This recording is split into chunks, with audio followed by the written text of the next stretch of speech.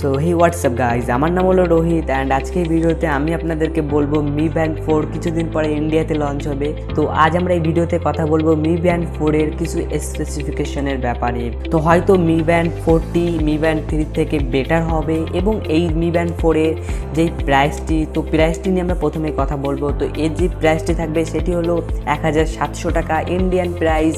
সেরকম আরও কিছু তথ্য জানা গেছে, যদি আপনি এই মি ব্যান্ড 4 এ এনএফসি নেন তাহলে দাম পড়বে 2300 টাকা, আর যদি আপনি এই মি ব্যান্ড 4 এর স্পেশাল এডিশন নেন তাহলে দাম পড়বে 3500 টাকা।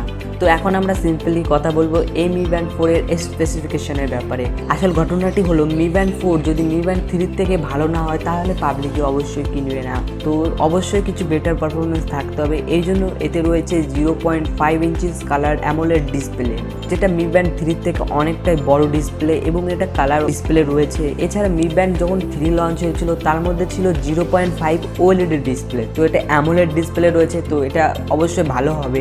এছাড়া এর ভেতরে রয়েছে 2.5D গ্লাস প্রোটেকশন, তো এতে আপনি প্রোটেকশনটা খুব ভালো পেয়ে যাবেন এবং এর রেজুলেশন থাকবে 120x240 পিক্সেলের মধ্যে।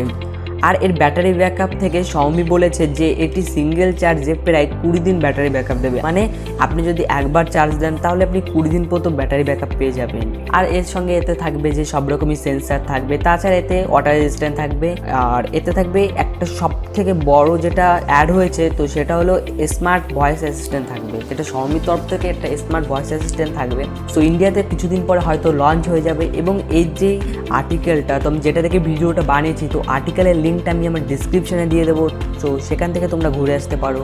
এবং আজকে ভিডিওটা এই পর্যন্ত, যদি ভালো লেগে থাকে অবশ্যই একটা লাইক করো এবং চ্যানেলটাকে অবশ্যই সাবস্ক্রাইব করো। ভাই সাবস্ক্রাইবের খুবই দরকার, সাবস্ক্রাইব করলে আমাকে সাপোর্ট করো এবং কমেন্ট করে আমাকে জানাতে পারো তোমরা কী ধরনের ভিডিও দেখতে চাও। তো দেখা হচ্ছে পরের ভিডিওতে, ততক্ষণ ভালো থাকুন, সুস্থ থাকুন।